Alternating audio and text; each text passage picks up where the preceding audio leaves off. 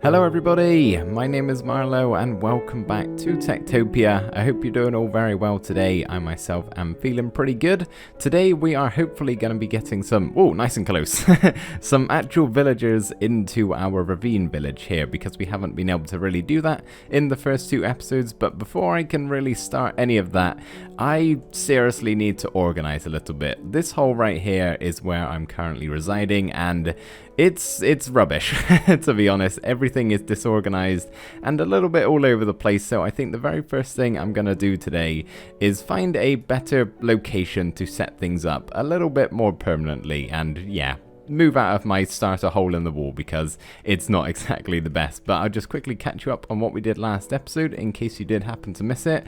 Pretty much we made the whole ravine villager safe. We crafted the ravine in the first episode and put up all these fences and bridges and that sort of stuff, making so the villagers can actually walk along it without falling off. That's the theory, at least. Haven't been able to test it just yet, obviously. And we also over here made I think this is the storage room, yes, our dwarven inspired storage room, and then over on the other side is the town hall where we have our architect and tradesman just in here having a good time still.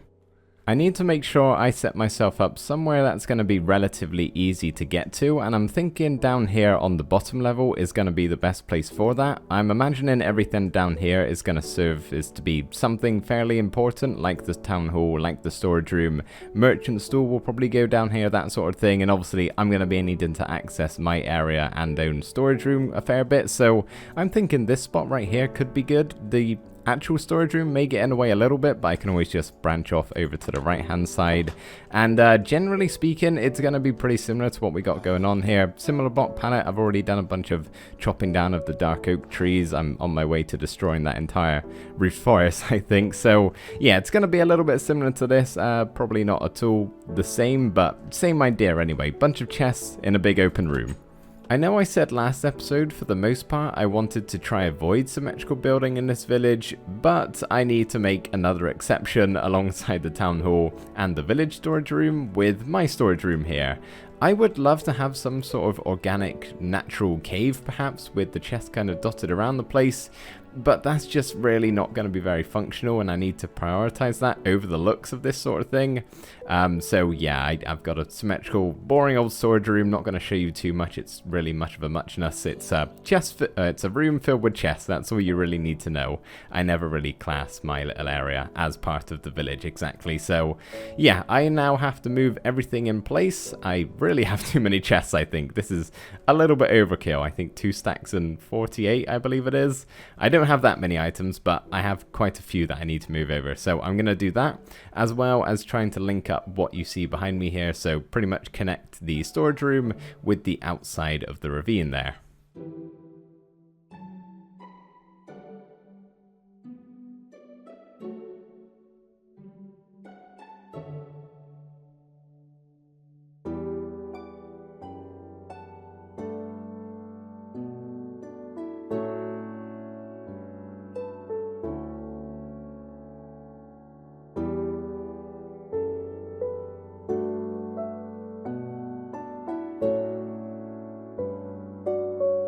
So that was just me sorting out all of my items and finishing up my storage room, and this right here is the simple entrance I decided on.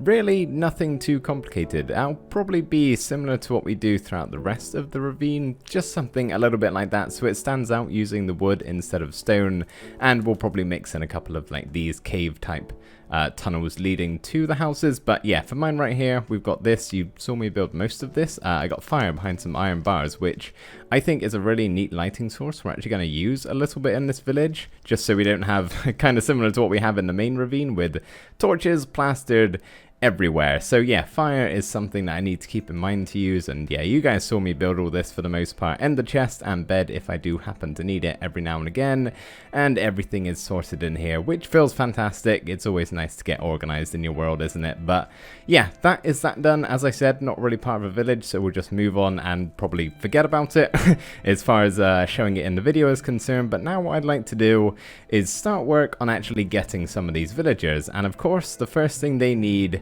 is a home, and the first thing I need to start making the home is some TNT. I don't technically need TNT for this part, but I think it's going to be more fun that way, so let's do some explodification. I probably most of the time will just dig this hole out by pickaxe, but I think for the first time we can do some explodification here. So yeah, let's just dig partway into the wall, and pretty much, guys, in this village, all of the houses are going to virtually be the same, so for the most part, I'll probably not show a whole lot of them in the video, apart from the final product. So this first time, I'm just going to walk you through my plan for this. I genuinely have no idea how this is going to go. I do not want to use all 16. Honestly, that could be good, just 4 maybe. Yeah, so I'm going to walk you through what I plan to do with each of the houses, step by step, and the first thing we need to do is, well, set the TNT off. I seriously have no idea what size hole this is going to make. Okay, that sounded big. Bigger than I thought. Actually, that's not bad actually. That's a pretty decent sized room. This is only going to be for 2 people. We do have to keep that in mind. So this may be a little bit overkill, and obviously it's very ugly. I need to do some refining here, which of course, yeah, is the next step here. I need to make everything on one Y level, of course, and just smooth out some of the mistakes I've made here. I don't think that was the cleanest way to do things.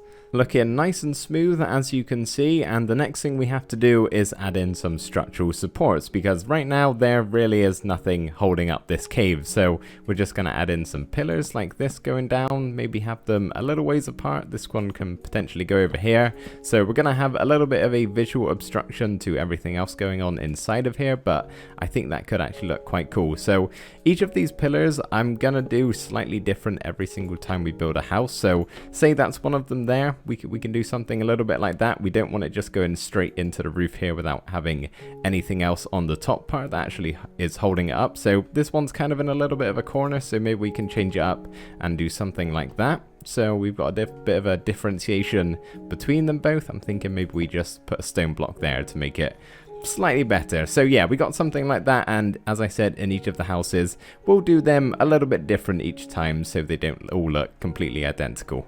And when I say we're going to change it up each time we do a quote-unquote house, it's not really a house, but technically it is in TekTopia terms. Every time we build one of these, we're really going to change it up. It's not just going to be the pillars. We could even have some horizontal ones, get some fences and even fence gates involved, and try my best to make each of them look different to one another. That's going to be the aim here. But yeah, this is the general concept that we're doing. Let's continue, and the next thing we have to do is texturize a lot of this, because right now it's a little bit stony.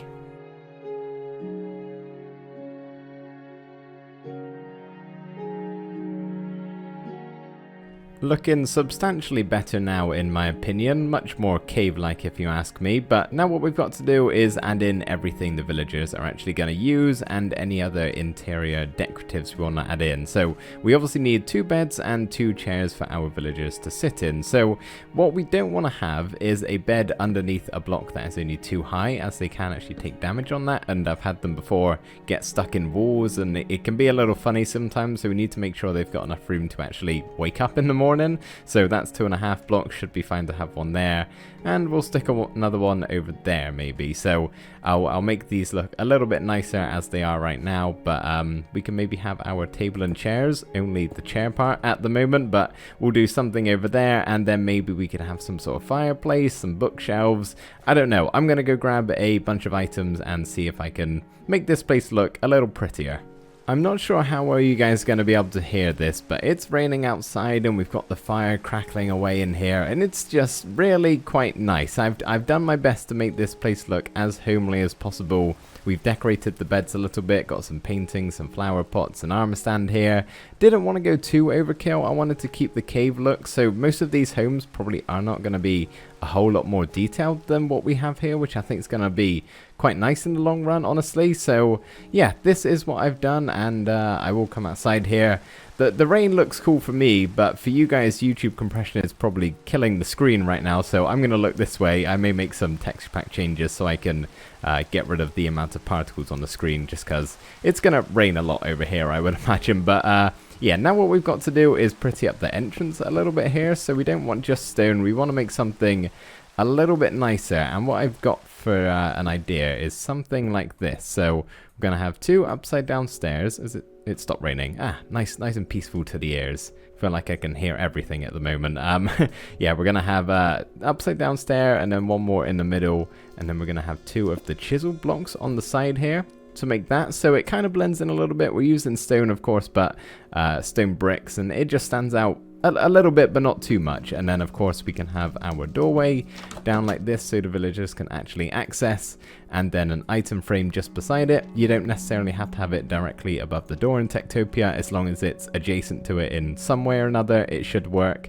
As you can see here, we can place down our first home token, looking all shiny, and the beds should change to yellow, meaning they are currently unoccupied. And yeah, now we need to make them occupied and turn them green. So I'm going to wait for some nomads to turn up and we can get our very first villagers. Exciting stuff. Not just yet we can, actually. We need to do something else first. So when we built our town hall last episode, we got these 2 free tokens, a lumberjack and the farmer, as well as the 2-person home we just placed down. And the lumberjack, we do not need to do anything to prepare for hiring that one, but the farmer does not have anything to farm. So for a while, I've been thinking what I want to put on this bottom level here, and I think it would be a good place to have the crops. I know it's quite a large area to place in all of these crops, but they're very important in a TekTopia village. You'd be surprised how much a crop area gets used. So I'm thinking we turn this entire bottom level here into some sort of farm. We'll probably have our pathway connecting up from this side over here to the middle, just going right the way through, and then maybe split it up in half again, possibly here, going across from the town hall to the storage, and then we'll have 4 sections for the beetroot, carrot, potato, and wheat. That's theory, at least. I genuinely don't know if this is going to look any good, but I guess there's no way to tell without giving it a go.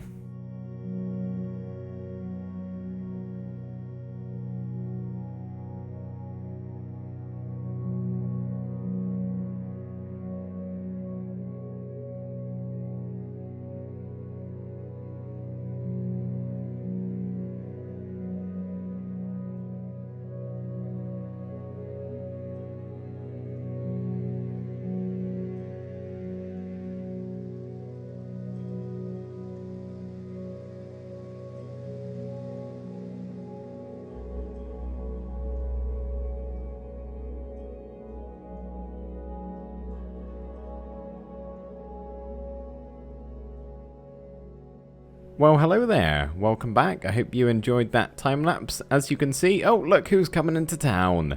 Actually, this is a good thing I want to talk about. So this pathway looks cool and all, and is great for me to use it, but there's no way the villagers are going to be using this. They're going to trample right across all of the crops, which, yeah, is a little bit annoying. I don't think there's any way I can make them keep to the pathways here, but it's okay. It looks good when there's no villagers walking across all of the crops. But yeah, anyway, so this is what we've got here, and I actually really quite like this. I don't think I would have finished it all and spent this much time on it if I was going to tear it out. I kind of made the decision to keep with it halfway through, and yeah, we got some water coming out of the walls, and this would be so perfect if this were to be 1.13 and you could waterlog blocks, stick some iron bars up there. It would look awesome, I think. But yeah, unfortunately this is all we can do, but that's okay. I thought it was a nice touch anyway, and we've got plenty of light here, so we've got no mob spawning chances, I don't think, anyway. And then underneath this block, you may have seen just a little bit at the end here. Nope, not that block.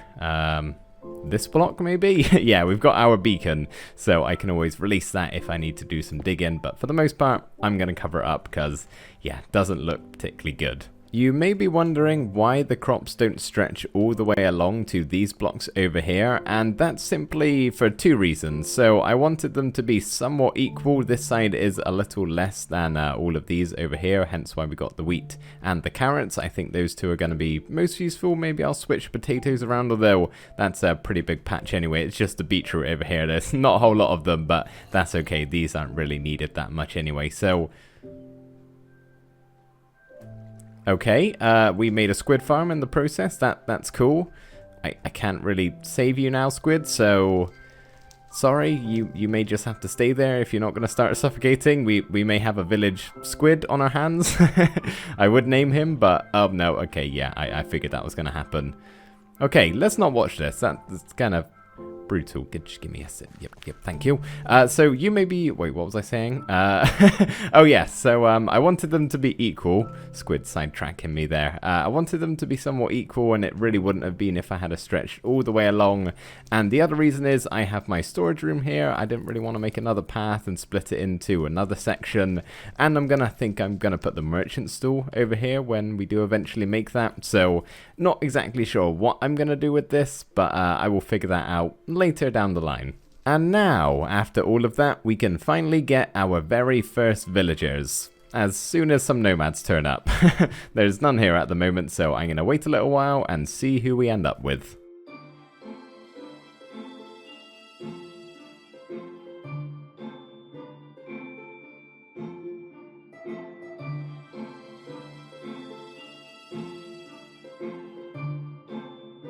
And here they have arrived. Welcome, welcome nomads. Which lucky two of you are going to be the first two villagers? Let's have a look, see who we got here. So to begin with, we got Bray Rakuran, 14 intelligence. That's really what we're looking for here as the main factor. Everything else is an added bonus, really. You do have 6 level as a lumberjack though, so Bray, you may be an option here. Dod Noises. Great name, love that. He's got 11 intelligence. Okay, can Wolfram run here? Oh, he's got 21 intelligence. Okay, so I think we're gonna go with Bray and Wolfram. I think I might have said his name wrong to begin with here, and unfortunately, Dot Noises may have to return for another day. So Bray, who should we make our first villager? Doesn't really matter at this point. I don't even remember the first villager in the other village. So apart from Mechlin, of course. So Bray, you can become the lumberjack. Kapow! There we go. First ever villager. Awesome. And then Wolfram here. Let's get you out of the way. Let's not misclick. Wolfram, you can become the first farmer. Level 1. Yeah, you got some leveling up to do. So straight away here, I want to follow Bray up to the top of the surface where I believe she is heading to chop some trees, because the lumberjack profession is the main one I'm concerned at with this village, because we have all of these trees here. I did speak about this in the first episode, I believe. She's going to spend all of her time... Oh, that's very close, Bray. Careful. Up here on the surface chopping trees down, which means she's going to be open to the outdoor elements and not quite as safe. So I feel like the lumberjacks are at severe risk here. She's really going a ways. There's a lot of trees for her to chop down. She's probably a little bit overwhelmed right now. I would just like to follow her to see how far afield she does go. I mean, the village border stretches very far off into the distance there. So there are hundreds, possibly even thousands, maybe not quite thousands. Oh, you found one down here. Many trees for her to chop down. So yeah, I don't exactly know how this is going to work. I probably won't know until we get a few more and it starts to turn nighttime. But yeah, she's found a tree. She's doing a good job. Let's pop down and check out what Wolfram is doing. And he is over here harvesting crops. I should maybe at the moment tick all of these to not care about beetroot, not care about carrots or wheat. They can just have solely potatoes as their food source, as that's going to be the only thing they're able to eat at the moment. And from my past experience, they prefer potatoes over carrots. So yeah, he is going to be only a potato farmer for now. Let's untick all of them as well. And then when we do eventually get some more farmers, we'll make them do the wheat and the carrots and the beetroot as well. Here comes Bray, ready to dump off some of the first items. I thought she was going to go into my storage room then. Into the village, as you can see. Ooh. Okay, that's something to potentially worry about. I'm sure it'll be fine. Hopefully we don't get any drowned villagers. But yeah, she's dumping her items off into the storage room.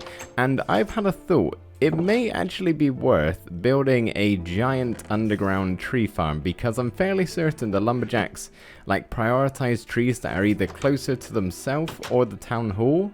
So you'd think if I was to build one, I don't know, say just somewhere here in the village, it would make more sense to her to go to the ones here on the same level as opposed to the ones far away. So I'm not going to do that now. Obviously, this episode is coming to an end here. But yeah, maybe we'll do that in the future if we have problems on the surface. Plus, it's quite a way for her to go every single time she or any other lumberjack has to chop down a tree. I think that underground tree farm is definitely something we're going to have to invest in, because as you can see, Bray has only just returned from her lumberjack duties and it's already nighttime, so yeah, definitely something to think about in the future at least. But as you can see, Wolfram and Bray are now both inside their cozy home, having a great time. They look very happy in here. How's the happiness doing? Good so far. I don't know how much longer it's gonna stay like that, but anyway guys, that is gonna be it for today's episode. We now actually have a proper village with some real life villagers. Not exactly real life, but they're here in the digital flesh, so that is awesome. And yeah guys, I really hope you enjoyed the episode. Thank you ever so much for watching, and I will see you in the next one. Bye for now.